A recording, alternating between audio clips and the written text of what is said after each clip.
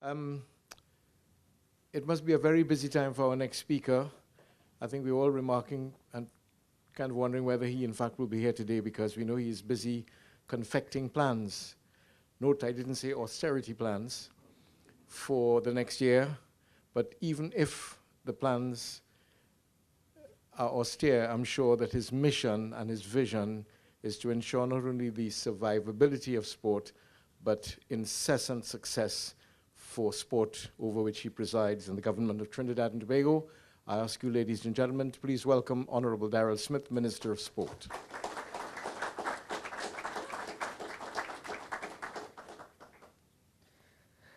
Thank you, Tony.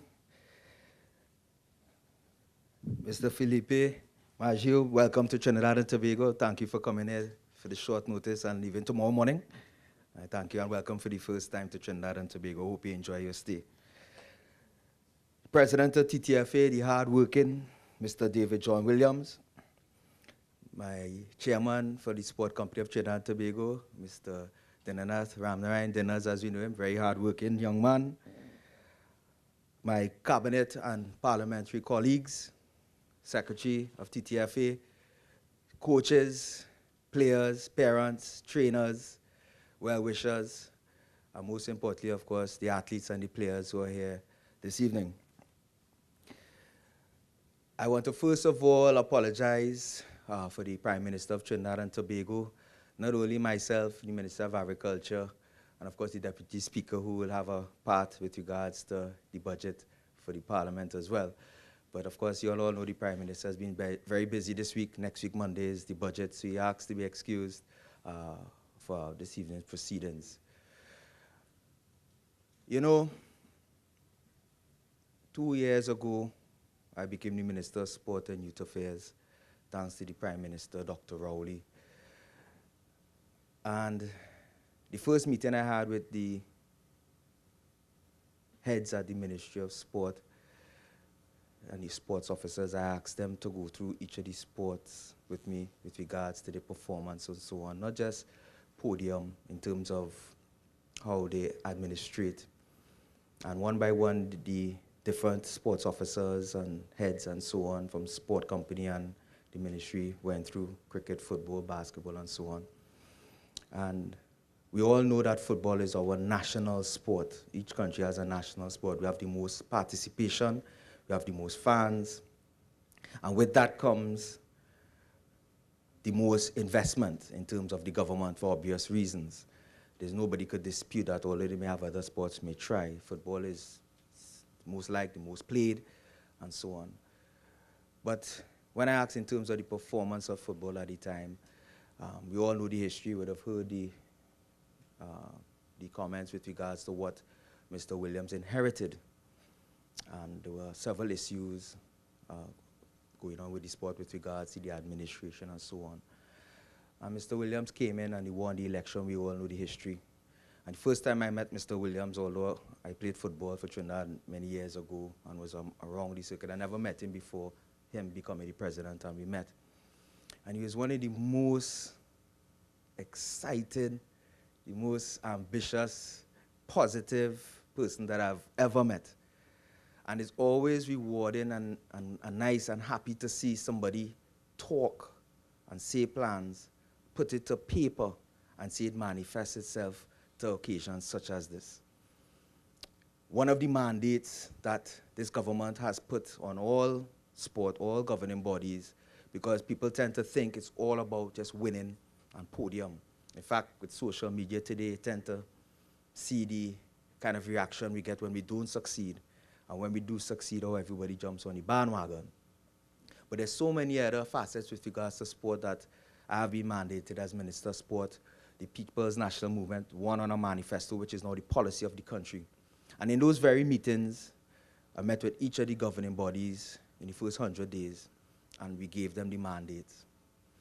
Yes, we want to win. Yes, we want to be successful. But there are also other elements that we have to deal with that we have been ignoring in Trinidad for a while. One of it was sports tourism. Our government coming in wasn't sure what we would have found. we have seen and we have dusted off now. And the whole country, as you would have seen on Wednesday at the Hyatt, where the Prime Minister hosted Spotlight, was a way of letting the country know where we are at. So as part of my job as Minister of Sport and the team at the sport company is to try to diversify the country as much as possible with sports tourism. And it's a huge opportunity for Trinidad and Tobago, away from the oil and gas as we've been depending on for so many years. That was one of the mandates. And we see here today that he has announced that we'll be hosting the Women's CONCACAF Finals here early next year. And what we have started to do at the sport company at the ministry is to track, and you will hear it in my budget presentation next week, that this year has been the most international sporting events in the history of Trinidad and Tobago that sport has hosted. And with that, there's a dollar value, which you will hear that we've been able to bring in through flights, through hotels, and so on. It's also the highest level of international events, sporting-wise, that we have ever hosted in our history. Hockey, tennis, volleyball, cricket, a number of other sports for the first time I've hosted at the highest level. Tennis twice, volleyball twice. And now we'll be hosting a CONCACAF tournament. Again, we've hosted a World Cup, Youth World Cup before. So again, in terms of the sports tourism and the drive, they're doing that. One of the other mandates that we gave our sports was to focus on women in sports, those sports that offer women as part of the sports. We really want to push and ensure that our female athletes get the same as the male. And again, he's doing that with hosting this tournament, but more importantly, working with the women's football and the women's league and so on and so forth. One of the other mandates was to work with the disabled and the para-athletes in sport. I know he has some plans and he's working on that as well. There are a number of other sports who have taken off where there's an opportunity for tourism in that as well in terms of sport. And of course, the development aspect of sport at the grassroots level. And again, he has spoken today about the support that he's been getting from this fantastic company. I want to thank you for coming on board and other sponsors throughout. So really and truly, in this short period of time, Mr. Williams and his team has literally checked off pretty much everything that they were supposed to do in the first year, which is fantastic, and kudos to him. So let's give him a round of applause for that. Yes, we may be having some humps in the road with regards to success, the World Cup. Everything is polarized around us qualifying for the Senior World Cup. And the guys did their best, they tried their best. We'll dust ourselves off and come back again. But again, in terms of the other aspects of sport, he's been doing a fantastic job with regards to that. This year as well, Trinidad and Tobago, and you'll be hearing it again next week. I don't want to take away too much from my budget speech. The sport company and the ministry has also calibrated that it has also been one of, if not the most successful year for sport in Trinidad and Tobago. And when I say that, the ministry and the Accenture Sport Company for the first time has tried to ensure that we spread the pie a little more to the non-traditional sports, the smaller sports. I and the chairman have attended as many, if not all, or most of the sporting events on a weekend. We could be on a Saturday as much as 7 or 8 events, trying to show support in these difficult times. You may not have the fiscal capacity, but just being there with some of these sports, and I'll be shocked to tell you that a number of them have said it's the first time a chairman and a minister has ever attended an event for some of them. And these guys have really been taking off. You see bodybuilding, beach soccer, Scrabble. It might sound funny, but we have an international guy doing quite well in Scrabble. But these are sports that are registered at the ministry and the sport company, and we have really invested to get those sports going, because not everybody can run behind a ball, have the athletic ability to jump as fast and stuff. They may have other God-given talents, and we've been really focusing to ensure that they get their piece of the pie. So Trinidad and Tobago usually tend to calibrate the success on the Olympics and football, track and field, and football and cricket to an extent. But we have been doing quite well in the other sports, and we want to continue supporting that. We want to continue supporting the women, and we want to continue ensuring that we could push to have a proper sports tourism drive. The sponsorship, as you know, is no secret. We're going through some difficult times. I want to thank all the corporate sponsors, locally and foreign, who have been coming on board. I want to plead with the athletes and those in charge, including myself, to stay in the background and allow the athletes to be the stars, and the athletes, with social media being a new forum, to just be careful when you're hitting send, because those things tend to affect sponsorship, and you might be shooting yourself in your own foot when you put out things. We have started, the ministry has started to develop, and we're going to finalize a forum where we could have organizations and persons come to discuss and mitigate with regards to issues they may have without dusting our dirty linen in the public, because we're only shooting ourselves, as I said, if we continue that way.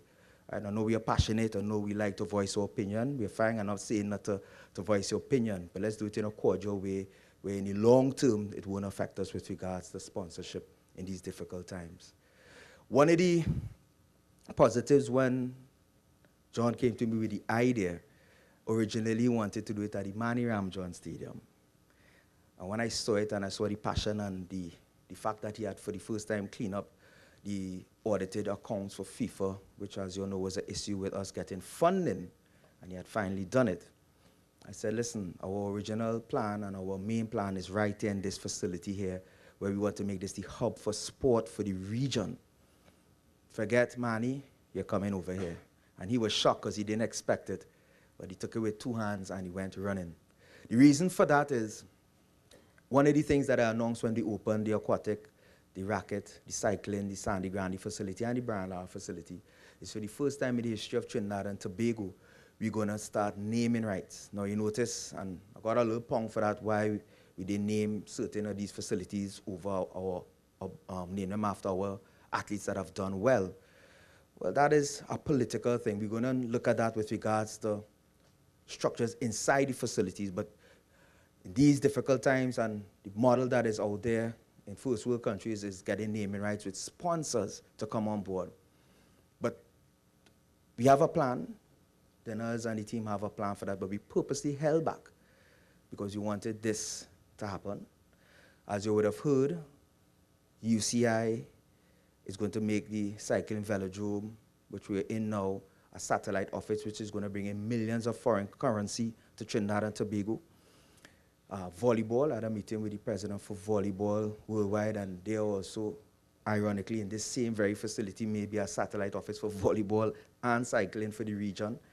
The aquatic center, we just came back from China, and we have some coaches that are going to be coming to teach synchronized swimming and diving for the first time. And we're also looking at making that a satellite office for the region. ITF was here last week, and they are going to sign off pretty soon on making the racket center an international satellite office for the region. Badminton, ironically, it was originally a tennis center. We have changed it. The sport company has met, and we realized that tennis centers are a thing of the past. They are now racket centers. So we have given a home to not just table tennis and badminton, but for a number of the other sports that we plan to work in the future with. A home, and badminton with Caribacco is also looking at next year, making that facility a satellite. So the sponsorship, as you would have seen today with TTFA, is not only about local sponsorship. When those things happen, we're talking international sponsors coming on board, because there will be international events, as we have already started this year, but more importantly, international athletes coming to utilize here. And as you know, when you're in difficult times, as we are now, and we're putting our minds together to work together, cash is difficult. So the next thing is assets. So you're going to see a number of PPPs, public-private projects such as this occurring with regards to us working with different governing bodies, different sponsors, and so on to come on board. Right opposite, as you know, is the golf course, Sevilla Golf Course as well. So this whole corner here with the Brian Lara Academy and so on, when those things are signed off, the value and the money that Trinidad and Tobago could get from international sponsors is going to raise, rather than us running in just for the local sponsorship. You think that was a good plan, right? All right, so we were a little patient. We could have signed right away, but we held back to raise the stakes for the taxpayers of Trinidad and Tobago to get a little more value.